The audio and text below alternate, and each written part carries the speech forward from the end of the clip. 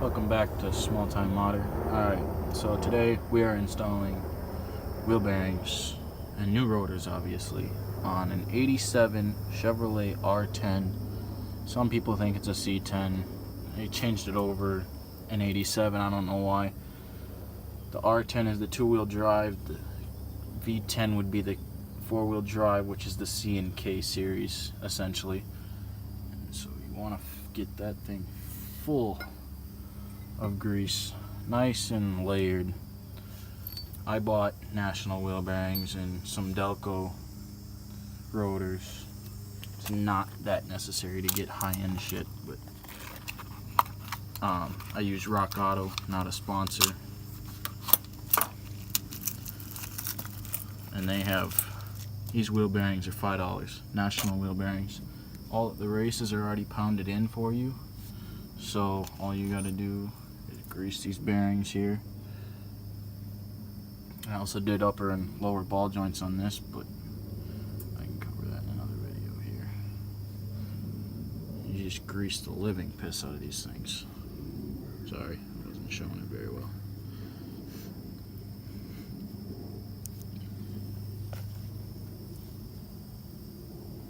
I'm gonna set the camera down for a second here, so I can grease the living piss out of this.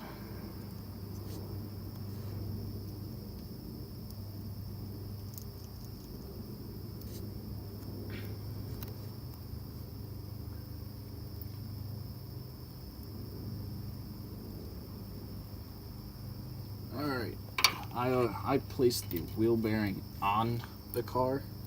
You can do it from inside the rotor too. It's up to you. I put it on the vehicle like that. So I'm just gonna lift up the rotor and put it on the wheel bearing. I have the outer sitting right there already pre-greased up. Oh shit. This thing's not one.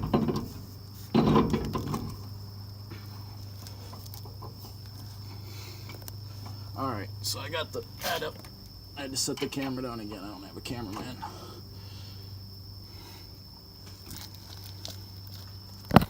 There's that. And you just put the rotor on the inner wheel bearing, and you can push this in. I have the old washer, and you just grease the shit out of this too. Some of the old grease is on it. That should do just fine. There's not serious grit on it. I gotta find the nut here, wherever the hell it went.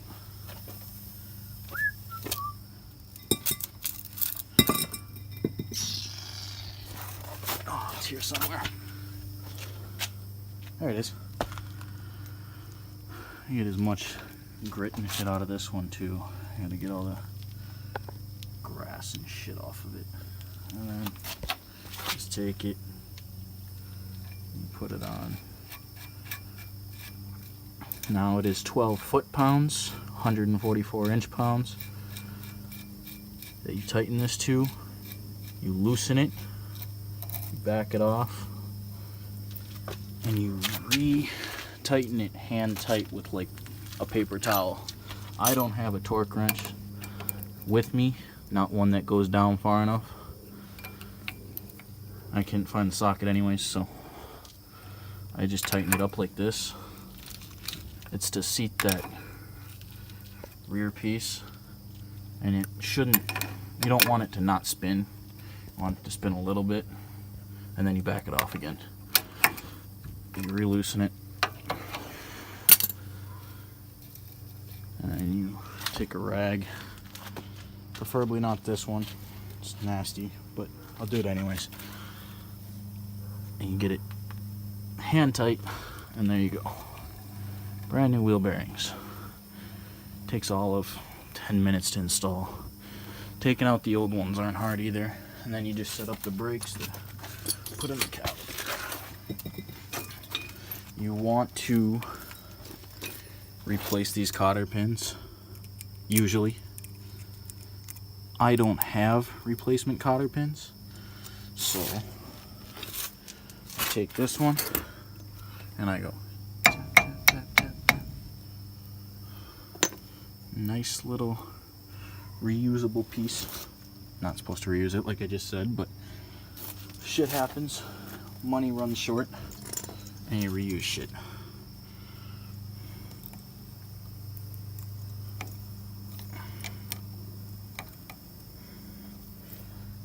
Get the little shit bent over. Good enough. And you put the cap back on. You want to make sure that if you do not replace the cap as well, you get all that grit out of the center there. My wheel bearings were shot, and it'll cause premature failure of your wheel bearings. It's just not worth the time. Normally you replace these, but like I said, I'm broke as shit, so light duty taps with a little extra love.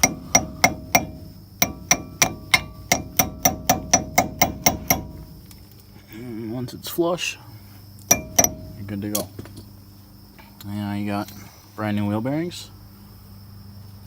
Ball joints, these ones, I took an air chisel like this.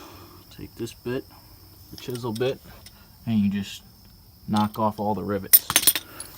I have a shorter gun.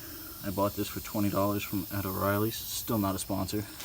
And you just hammer the living piss out of the top of what's left of the bit, or the head of the rivet, and it pounds them right out. Like this. They end up like this roughly afterwards. And they just pound the living piss out of it, but it gets it out. It works slicker than shit.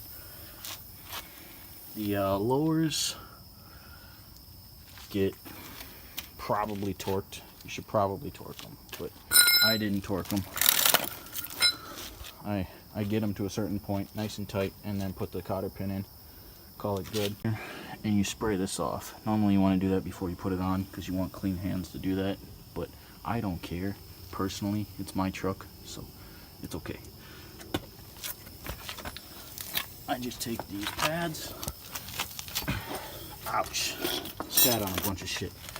I put them back in the caliper. I just replaced these not long ago. Couldn't even been a week. They're still good, so they're going back in. And that just rebolts on. If you took it apart, normally you know how to put it back together, but if you're new to it, that's fair too. It takes practice. Thanks for watching.